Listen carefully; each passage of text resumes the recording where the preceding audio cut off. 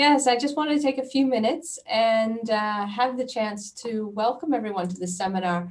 It's really nice to see the mix of people that are here listening today. We have everybody from PhD students, companies, collaboration partners. It's a really nice representation of different actors who could be interested in this project.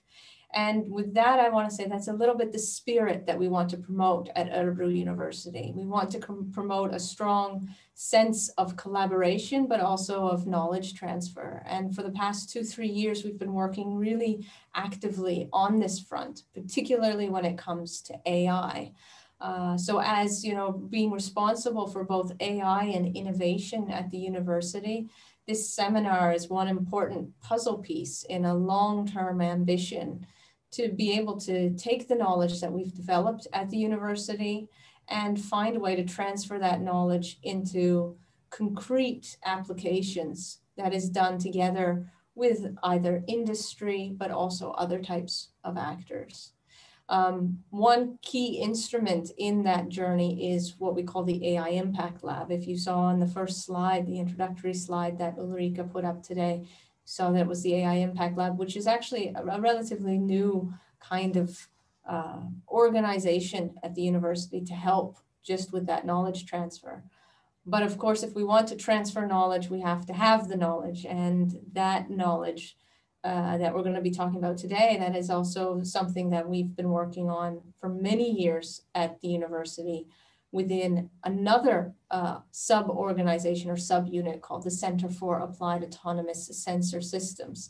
It's a very long name, but that's where we have our researchers who have been working on the area of AI and robotics, many of them for a number of decades, and we're now almost up to 70 researchers, and you'll be hearing from those researchers who have been working collaboratively in the Digital Twin project.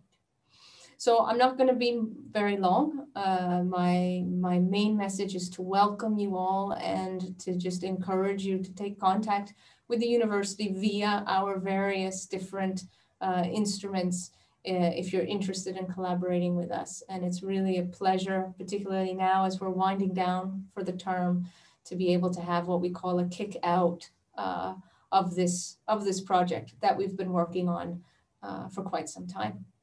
So I hope you enjoy the afternoon, and I hope you enjoy the discussions. It's back to you, Anna. Thank you. Thank you, Amy. The last part there, we have been working with this project for quite a while now. I thought that I would just give you a little background there. Let's see, back to sharing the screen again. Besides hosting today's webinar, I also helped coordinate in the project where all this started, the AME project, which is a regional development, EU regional development project that was, you can see, 2017 to 2020. Testbed for autonomous intelligent machines for enterprise and exploration. That's where it all started during 2019. And a little background about the AME project is to create long-term development and growth in the Örebro region. And we achieve this by developing technical solutions and platforms within AI and autonomous systems that many can benefit from, together with the region's companies and Örebro University. As we know, the technology of the future is already here. With AI and autonomous systems, companies can solve old problems in new ways. Within AME, we built up you can see in the background there behind Andre, that a test bed, a robot lab, where we test and develop different solutions together with these researchers at AASS. And one of the projects the pilot projects that we did, we started out, as we mentioned, 2019, stumbling on some legal challenges there. The normal for these pilots is 6 to 12 months, but there in 2019, we needed to get a camera permit for this. and finally got that in December 2020 when the project was over. So with that, we of course wanted to continue the work that Hadi had started there. So here we are wrapping it up within the AI Impact Lab instead. But more focus on the fun stuff here. Now I will quit presenting this and give the word to you, to researcher Hadi Banay and Morten Colbert, our engineer, who have been working together closely in this. Please go ahead, Hadi. Yeah, thank you, Anna. I'm gonna share my screen and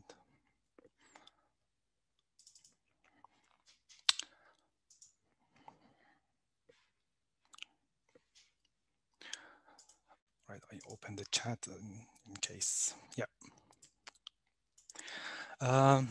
Yeah, hi everyone, and welcome to the final seminar for Digital Twin 2. I'm going to talk about the achievements that we have under this project, especially about modeling the human behavior in different environments. And with the help of my colleague Morten, I'm going to show you some output and the results about this project. So in Digital Twin 2, we are a number of researchers from the ASS, Center of Applied Autonomous Sensor Systems, that Amy introduced it, and with the help of people from AI Impact Lab. So we are running this project. I will go through the slides a little bit fast for some of them because I prepared the slides for maybe later offline audience. So I apologize now for maybe I skip some of them. All right, so the motivation here is that when we are talking about human behavior in an environment, the question is that what kind of like behaviors we can capture in different environments. If you think of like your target as an outdoor place, so you can think of different kinds of activities and behaviors there. But if you think of some indoor places like the Nova Husset at university, so the types of behaviors can change because the people that they are coming to these places are different, and the aim of like designing these places are also different. Also, we can think of like a bigger scale places like the entire campus of Örebro University, and then think of the behaviors in larger scale, that how the flow of information between and within the buildings. So these are like the examples that I will use them later in my presentation. And as you can see, within the campus, so we can have also different kind of places, from classroom to corridor, a conference room, and different labs. All right. So about the digital twin itself, so the audience here is broad, so I thought to say a little bit about the digital twin itself. So by definition is virtual representation of representations and environmental sensing of physical environment to make an aesthetic structures of the objects that we have in the environment. Traditionally is designed for IoT purposes and is used in different applications from healthcare to manufacturing and smart cities. Yeah, but here in Digital Twin 2, so we are aiming to have digital twin of the environments that we want to monitor, but beside that also detect and interpret complex behaviors that we have using the AI tools. So the point here is that we are going to couple these two aspects into a model that we call it internally AI-enabled digital twin. So AI as a layer above the digital twin as a definition.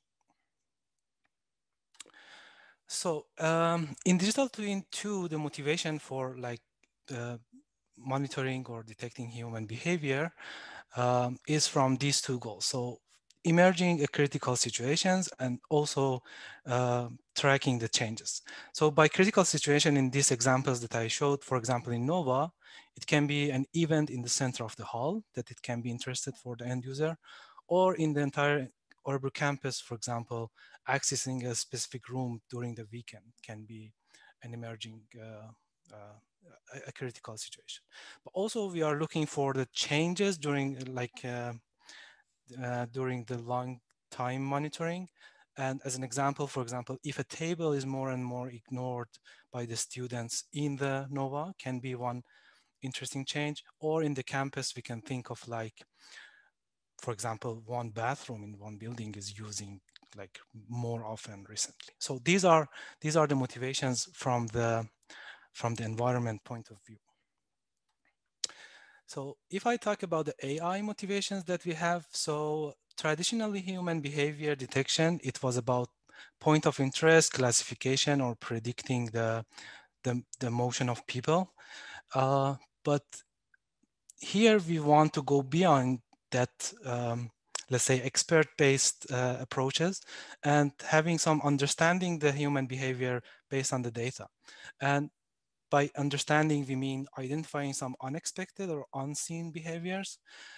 Also, the interactions between the human and the environment is a interesting point here, and even more complex, like explaining the causality or the correlations between different behaviors that we see.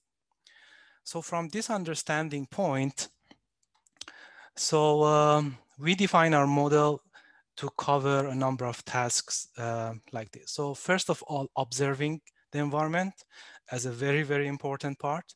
That here we use the sensors actually playing this role here, but right types of sensors and configuration. So is important and challenging in such projects. But after that, we have data from sensors. So we need to extract some meaningful information, maybe in numerical format, like trajectories, patterns, outliers. But more important than that is to infer and understand the interactions or these behaviors in the environment. And here by understanding, I mean human understandable way. So for example, in NOVA, when we infer some information like staying around the table, so we infer that it's an activity of studying from the student. So going from numeric information to some semantic representations. And at the end, also describing in human understandable language is another goal that we are following this project. So we infer something, and out of that, we can tell the end user that what's going on. So from this introduction or motivation, we have our general architecture for the AI-enabled digital twin. So from the environment, we have digital twin layer and then the AI layer. And then based on these two layers with their components, so we are looking at different phases as historical data, real-time data, and the upcoming data. So all these three aspects or phases are interesting for us to follow. And then, show the proper output to the end user. If I come back to the data itself and the sensors, so I'm jumping into the real world applications and concrete applications that we worked on during this project. So first one was the work in the Nova Huset, a building at Örebro University, using the vision sensors, camera, and a sensor called Vinocean, or VSense from the Vinocean company.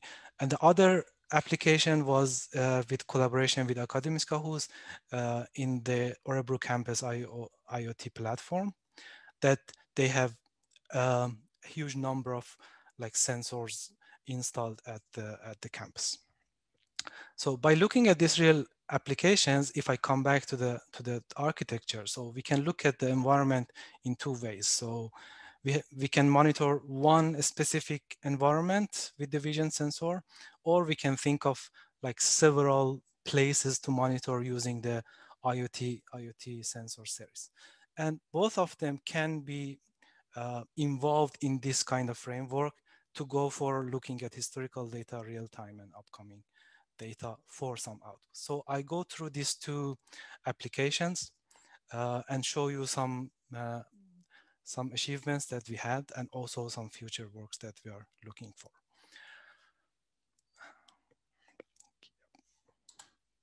Okay, about Nova, who said with collaboration with Örebro University. So the environment itself, it's a big hall in the Nova Huset building, and you can see the place of the position of camera in this building and the approximate coverage area of the camera, and with use of the sensor. So we monitor this place. So Morten will tell you more about the architecture of configuring and receiving the data and the live view of the place, and then I will continue with the data analysis.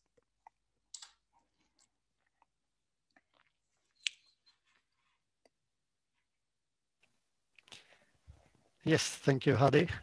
So my name is Morten Colbert, and I work as a system developer at AI Impact Lab. And I've been helping Hadi here with developing the system for data collection and live visualization. And you can see this image of the architecture,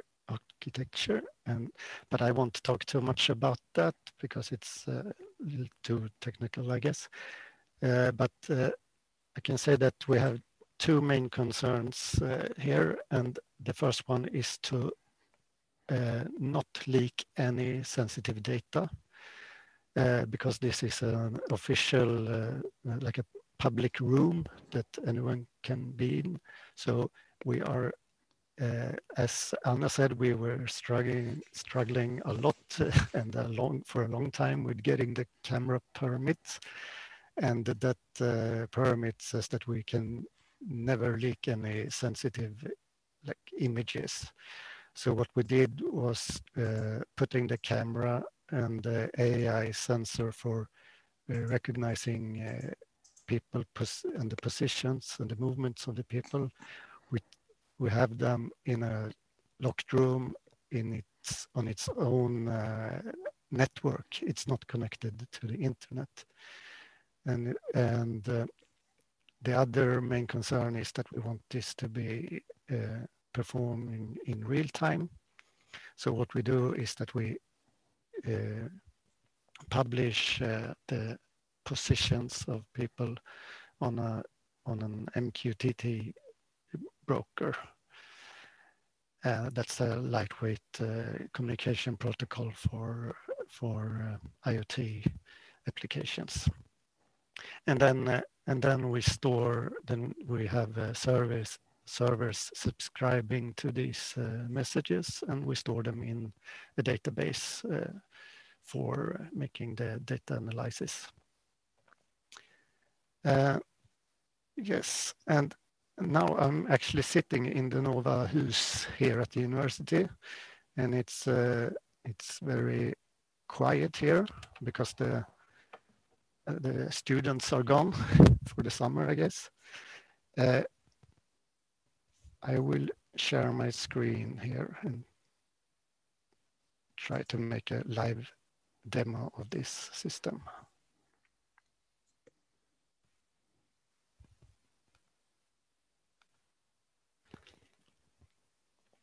So I don't know if you still can see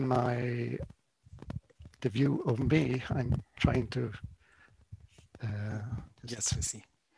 So you can see the room on my from my camera, and then you can see I'm sharing the screen of the live view. You can see this green person, and that's me walking here. You can see I'm moving in real time, and it's just a green figure and no ID that can tell anyone that this is actually me. So now I'm walking to this table, and here this gray thing is a trash can. You can see the sensor here. It's confusing me right now for being two persons. So that's an example of the issues we have with the system. So now I'm actually right under the camera, so I disappeared, and now I'm back. I can show you where the camera is by lighting that. That red box is the camera position. And just to make some examples of the trajectories we have here, this is very common. I'm just walking through the room and up the stairs. And this yellow area is the approximate region that the camera can see. And then I can, yeah. Now it detects me again, and you can see I'm moving to this table. Yeah. Yes, Hadi, do you have anything you want me to do here? No, I can continue with the slides. Yeah. Thank you.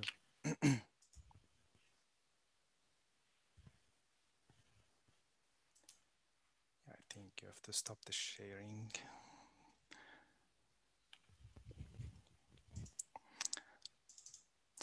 All right, so you see my screen, right? So as you see in this live view or the visualization, so this is the area that we cover. So from there we collect the data and store it, and then this is the start of data exploration and analysis. And you can see the abstract presentation of the same area with the tables. So I will show you all the results in this 2D model, but I hope you remember that this is like how it looks like in the real. All right. So here for this Nova hosted platform, we look at the data from two aspects. You hear me? Or yeah, okay. The positions themselves, and then the trajectories that we calculate or take from the sensors. Talking about the position, so one interesting point is to see the heat map or the occupied areas in the environment. So I can tell you that I will show you the result for 3 months from 1st of March to end of May.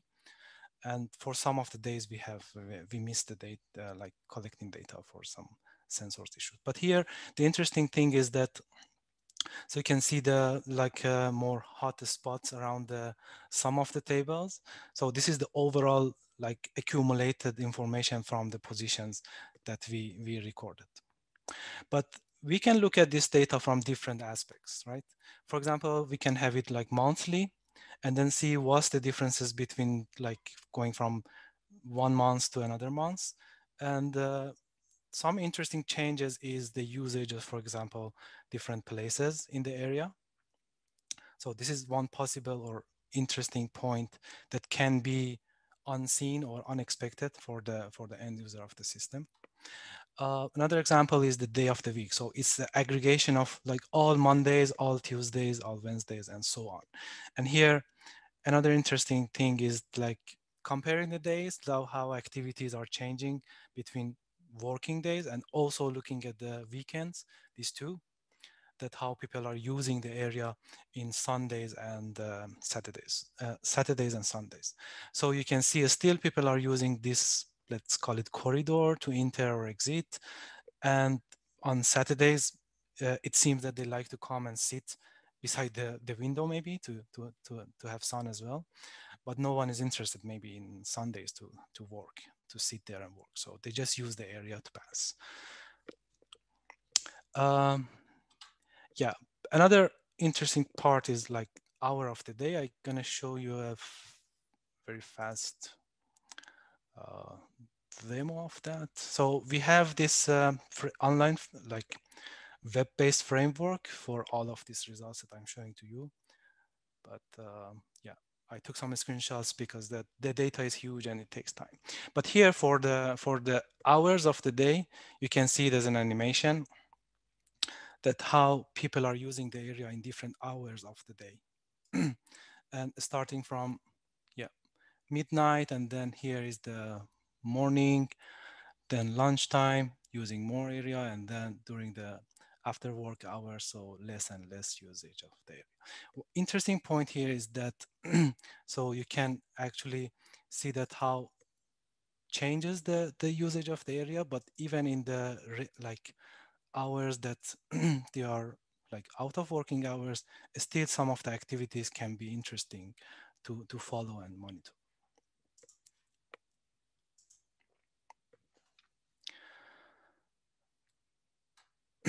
Yeah, let's move to the trajectories. So trajectories here are like one person that in the area is starting from a position and then finishing in another position or disappearing by, I mean, sensor cannot see it. And here we can see some individual examples of the trajectories that we we detect. So each trajectory starts from the dark, like dark blue, and then finishing in the yellow one. So this means entering from upside and exiting here. This person started from here, moved around, and then stopped in this table and other activities. So this example is like the person stands here or go around and not taking any path. So we have different types of trajectories then. So some information about all the trajectories. So in these 3 months, we have around 150,000 detected trajectories. Sorry, it's like 1,900 per day. Trajectories are detected and 80 per hour. So it was a lot of trajectories to detect. But you know that for one person, when, for example, he moves from one place to another place is one trajectory. And after a few seconds, if he moves again or a few minutes, so it's another trajectory with a new ID because we don't have data to actually know this is the same person. But the average of durations are 20 seconds. You can see some examples of those trajectories, mostly passing the corridor, but most frequent duration that we see is about 6 to 8 seconds. Some activities in the middle of the area or like entering the area and then just stopping somewhere in the middle of the area. So I should mention also that if you are completely static in the area, so the sensor stops following you. So you are like an object then. So then for trajectories also, we can see this information from different aspects, temporal aspects, and this can give us a lot of information. For example, here we can see some hours of the, like showing all the trajectories together in one figure or graph. So you can see like early morning, 7 to 8, and then the second graph is 12 to 13, lunchtime, much more trajectories. And then here from 19 to 20, I didn't change that. I think it was around 30 trajectories. So copy and paste, sorry. But looking at this graph actually show us that how people are using the area in different hours of the day, right? So interesting is that in the early morning, the usage of this, like beside this wall, is like more than the other hours of the day. Our guess is the cleaning staff, that because we know that there are some trash bins here, but this is something that actually the end user should give us as the meta information.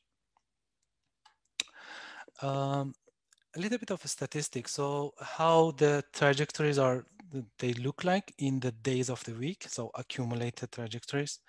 So as we expect on Monday to Friday, we have like a lot of trajectories detected. Of course, Friday less, and then Saturday and Sunday less. But what is more interesting is that the average of the duration of trajectories also in the working days are longer, and in Sunday they are shorter. We can interpret it as people are not using the area in Sunday to stay there more than 10 seconds. So they just gonna pass the area and use it like to go from one side to other side. But this is again an entry point to like finding some other interesting challenges or questions. Yeah, another thing that I wanted to show is about the hour of the day. I hope I have it somewhere. Yes. So I just show you a shorter period of the time, but what is interesting here is that, so you can see the number of trajectories in different hours of the day. And as we expected from 8 o'clock, it starts to be more and more during between the 12 to 13 is the highest one and then decreasing. But what is interesting to look at both hours of the day and the day of the week is something here. For example, if I look at the data for Monday and Friday, so Monday looks normal. On Mondays also people are coming and using the area more or less during the lunchtime.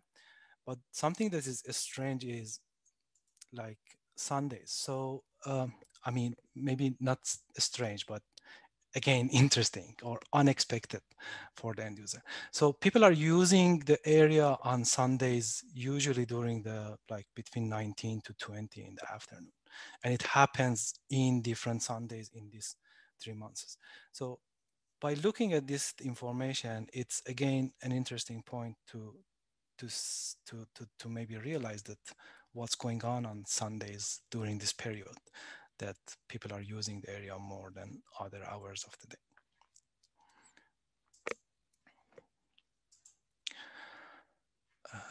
Yep. And of course, we can look at the information also weekly or monthly. So you can see here the number of trajectories in different months, March to, actually I included here also the recent weeks of the June. And as Morten told you, like after the week 22, which was the exam, I think, so like the students disappeared and then we see it also in the data. But again, to going further and deeper in this graphs, we can also like discuss about those weeks at the beginning of April, for example, that why it drops. Maybe it was the midterm. So that's something that we should couple it with the expert knowledge or some other information to reason and infer about it. Yeah, another thing that we have done here as analyzing the trajectories is finding the patterns by clustering algorithms.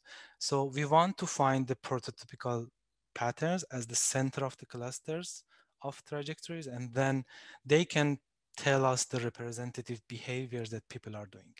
So the similarity between trajectories defined based on spatial attributes, and then we use k-means for now, and then we look at the data again from different aspects, hours of the day or day of the week.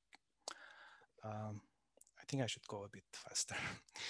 So if you want to compare, so this is the clustering of the information for the morning, 8 to 12, and you can see some representative information. So studying on table 1 is a repetitive pattern that we see in this clustering. Pathing the hall, I mean, from entrance to exit, from each side to other side is a separate cluster. Or here we can see some entering the area and using the area, and then another cluster is exiting the area. But when we compare this set of clusters with other hours of the day, that makes it more interesting. Here is the early morning. So early morning, we don't see any usage of the tables in the cluster. So all the clusters are showing different kind of patterns. For example, this usage of like this occupation of the area by like walking beside the wall. And as I said, it can be the cleaning staff you like going to the trash. Also, I'm gonna show you the midnight, like between 12 a.m. to 5 a.m. That so the usage of area is like no table to use, but we see like few motions, like exiting the area or just passing from one side to another side. Yes. Yeah, also we can see the information for different days of the week. So this is the one example of Monday. So how people use the area in a working day. Again, you can see like using tables for studying.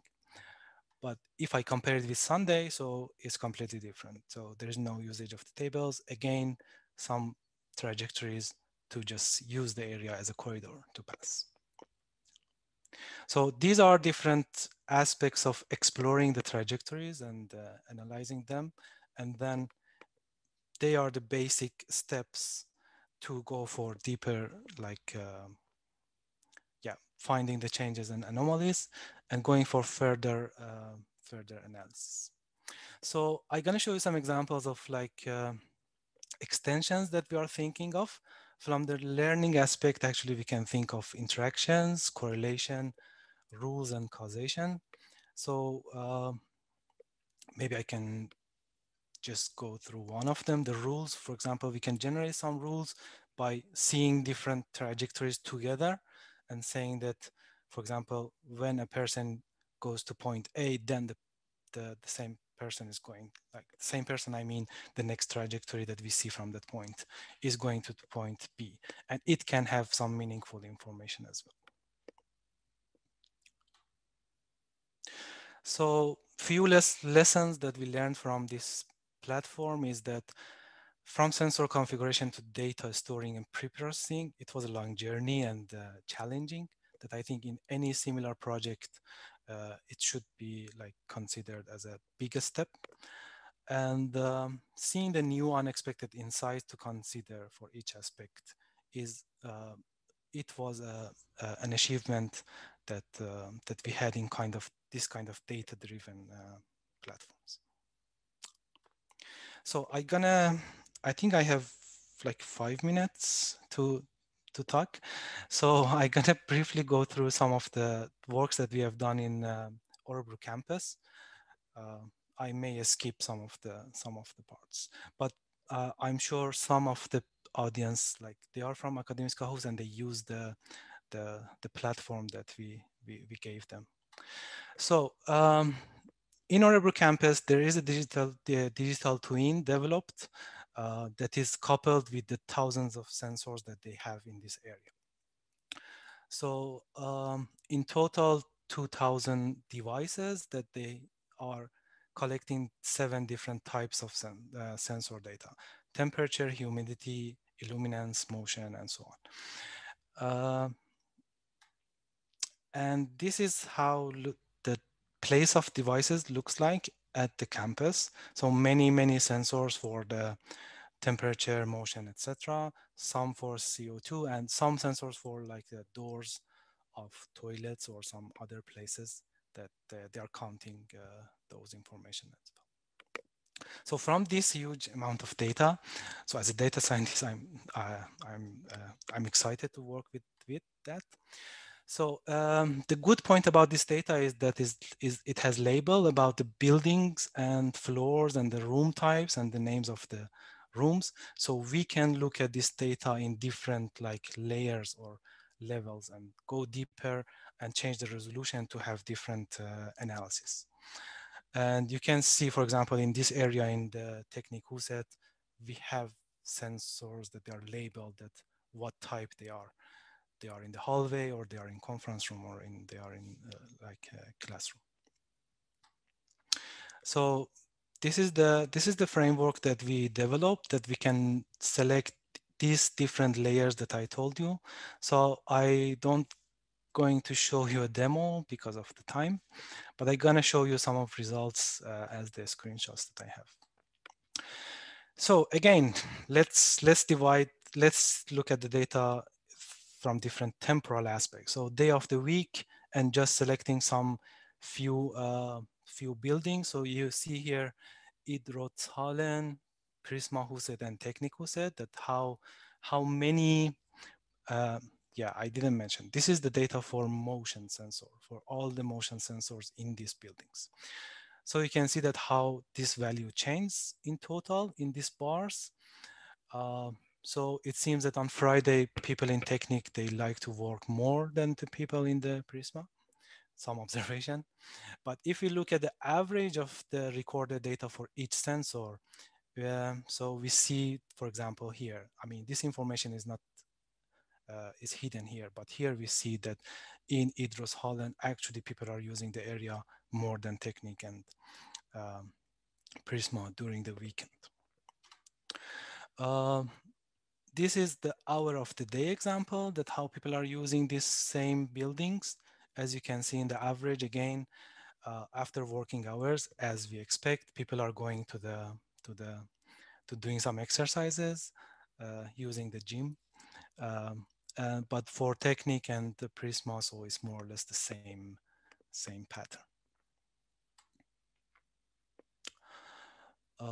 Yes, about the hour of the day, also we can see the change of the motions in different hours of the day. Here, for example, is the motion activities in the afternoon between 14 to 14 in all the days, so it's accumulated, and you can see it like grouped by different room types. So for example, this purple one is the classroom. But if we look at the data at 1 o'clock at midnight to 2, so we see that still some of the classrooms has some motion activity, and this is the entering point to actually go forward for some anomaly on change detection. So considering that why this classroom is used during the midnight after 1 o'clock. So we see this information as a trend or patterns of the information that it's available in the web framework. Yeah, future extensions for this platform. So of course, those patterns and trends on the time series data should lead us to more predictions and anomaly detection. And here I want to mention that many of these kind of systems that they develop, so they are looking at the anomaly as an event. And you can see here as an example of the temperature. For example, if it's above some threshold, so an alarm, and then it's an anomaly. But what we are looking for or interested is that even we can see some of trends that they are under the threshold, but this can be a potential anomaly for the end user, that the temperature is increasing gradually. Also, when I'm talking about the patterns, so this can be the behavior of the temperature in one room, that we call it normal pattern.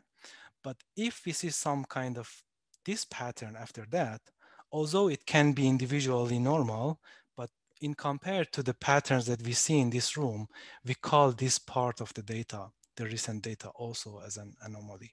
So this is something that we are looking and we are interested to see in a data-driven way. So let's recall the architecture that I showed you, and what we are interested here is that finding also a way that maybe we can couple these two source of data that we have. In Örebro, that we have the vision, maybe we can use their sensors for temperature, ventilation, etc., to enrich the reasoning, or for the Akademiska whose part, maybe for some specific rooms, we can have camera to help us to enrich the information. So to wrap up, actually, I want to show you this graph that, so this analysis that I show you, there are like various, like a small part of what AI tools that we have in our hand to apply on this data. And if we separate them in temporal and spatial, and also thinking about data-driven or knowledge-driven ways. So there are many, many approaches that they can be applied in the same data and give us many, many aspects of the information that they are at the same time interesting, but maybe unseen or unexpected for the end user. By this, I want to thank you and finishing the presentation. Thank you very much, Hadi and Morten. Very interesting to see. It wakes your, what were they doing there in the middle of the night? And you kind of start thinking about it. Next steps in this also, we have Mikael Klintberg, who is with us as well, a co-director of the AI Impact Lab. You will talk some about the future here, plans forward. Yes. Please. Yeah, I will just share my screen. Do you see my screen? Yes. Perfect. Okay.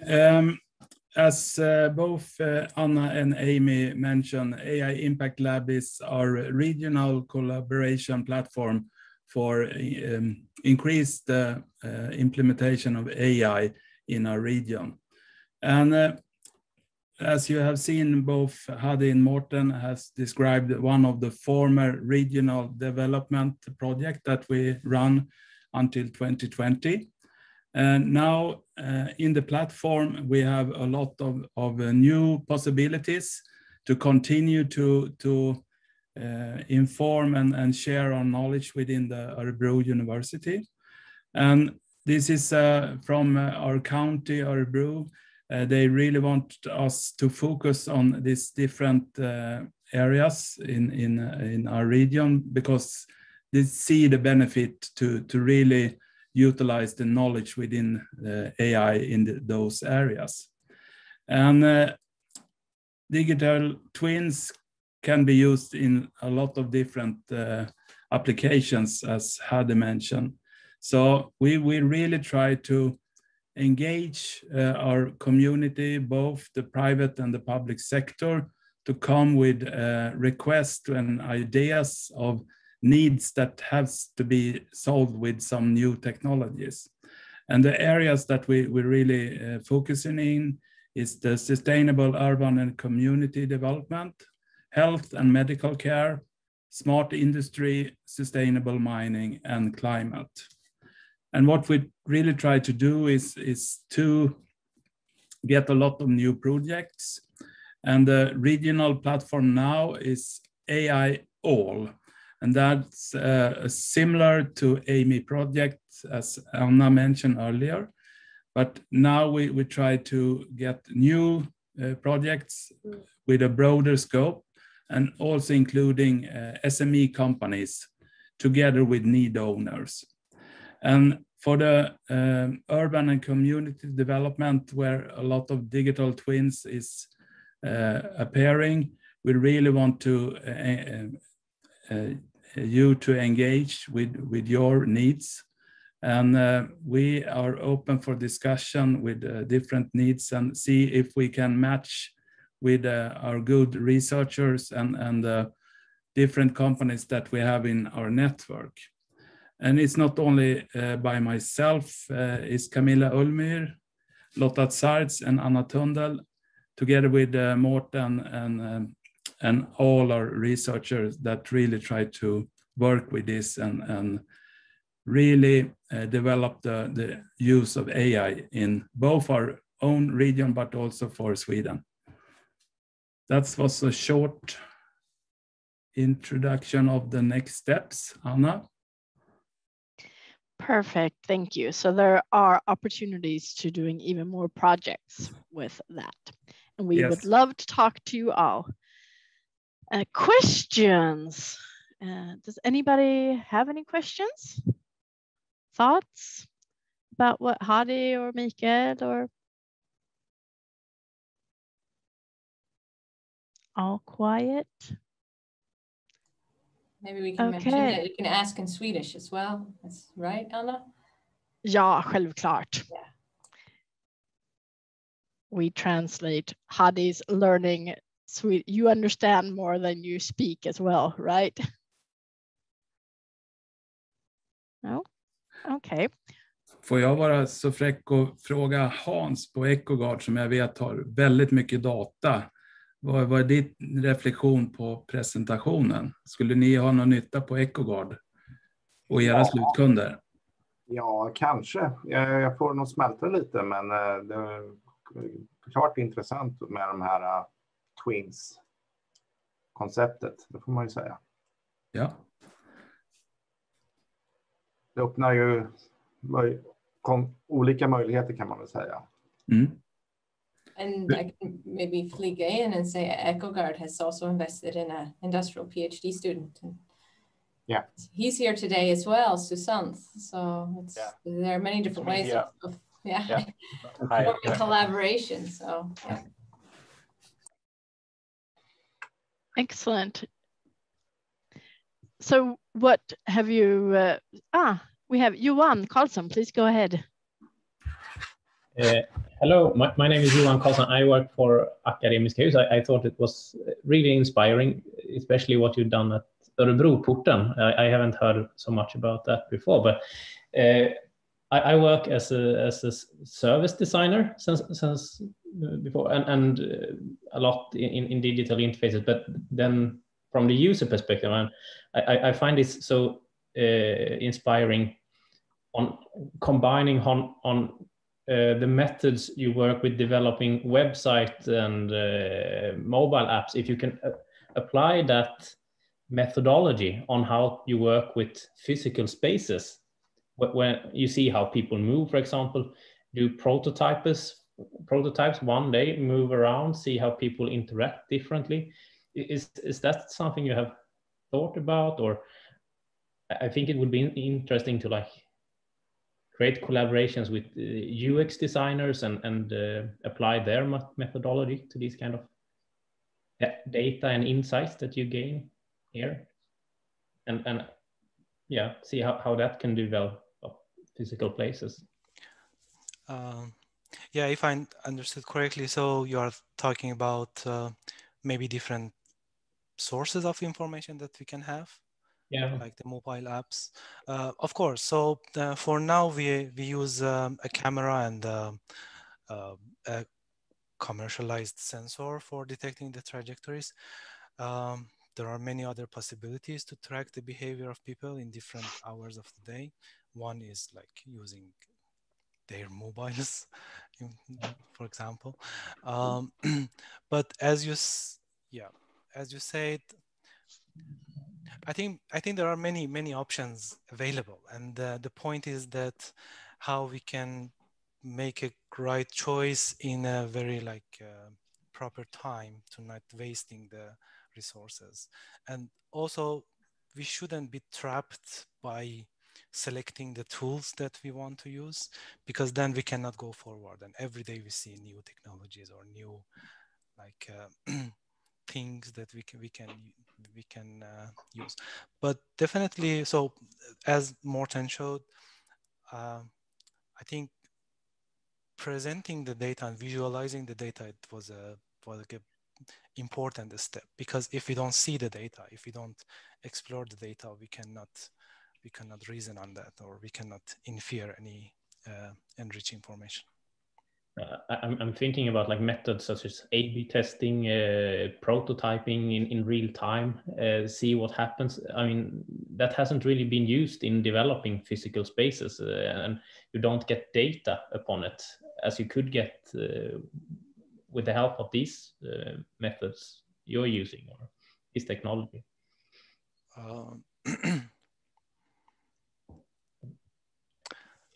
Yeah, I haven't thought of that. That would be a good point to consider. Yes. It looks like Francisco wants to add something there as well. Yes, hello.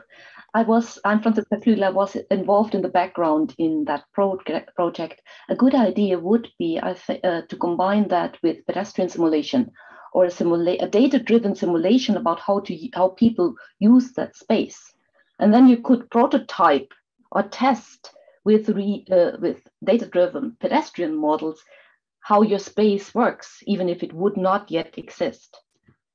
If you could use that data as a data-driven way of modeling human behavior in space or human interaction with space. I think that is also an idea for prototyping spaces and so on. No, I think it's a great job, very inspiring. Thank you. Örjan, you have a question as well. Hi. Hi. I have a question. I have seen that deepfake and AI, deepfake is using AI to trick our security vulnerabilities and could lead to people get into buildings that not really accessible or have access to buildings. So my question is, can't we use AI to have some kind of double identification of people? So not just video, we could use fingerprints and tracking people that make sure the right person is entrance to buildings. Yeah, first of all, I think for those kind of projects, we should go out of Sweden, because it needs camera and fingerprint, and then a lot of paperwork for the permissions and to use the camera. But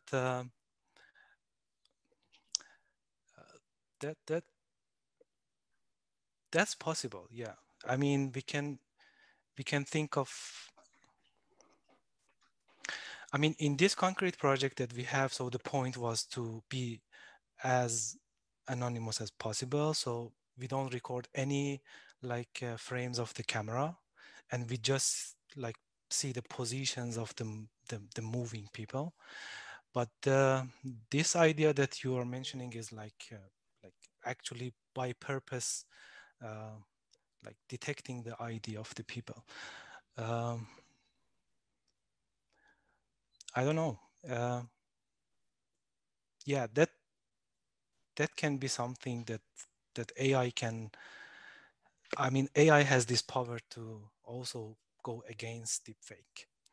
So both of them, they are AI-ized, but yeah, we can have another AI things that to stop that fake information. Yeah. It's 1 minute past 4. One final from Amy there. Yeah, so I have a question that's maybe not only for Hadi, but it may be for everyone. I mean, we've been able to demonstrate how, with the help of sensors and a little bit of different methods to summarize the data, we could get an understanding of the space and the environment. But my question is, how does one transform that into something that has value? So how from a building owner's perspective, or from a campus perspective, where is the value in that information? And like I said, it's not just for Hadi, it's for everyone here.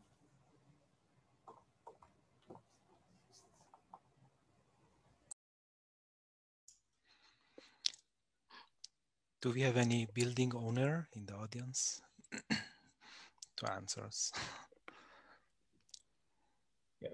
I can say for Akademiska Hus again, then, just understanding that data and use it to prototype and test and get evidence upon what actually works. It's so popular to talk about building meeting places, but no one really knows what a meeting place is or what creates a meeting place. Now we can actually try it and get data. I think that's very interesting. One way, or one thing. It's a good question to think about. And please, everyone, think about this. And if you find out an answer or something, please contact us with that. We'd love to discuss it some more with you. Okay, 3 minutes passed already. Thank you, everybody. Thank you, especially Hadi and Morten, Mikael and Amy, of course, Francesca, who also has been part of this. And we couldn't do anything of this without the help of Nova, Örebro and Akademiska Hus there also. So thank you very much for letting us be able to use your buildings. So for today, we thank you all very much for joining us. And please keep in touch. I have a last one here with a thank you and some more. There you can see. Perfect. Thank you and goodbye. Have a great afternoon in the sun. Thank you. Bye. Bye. Bye.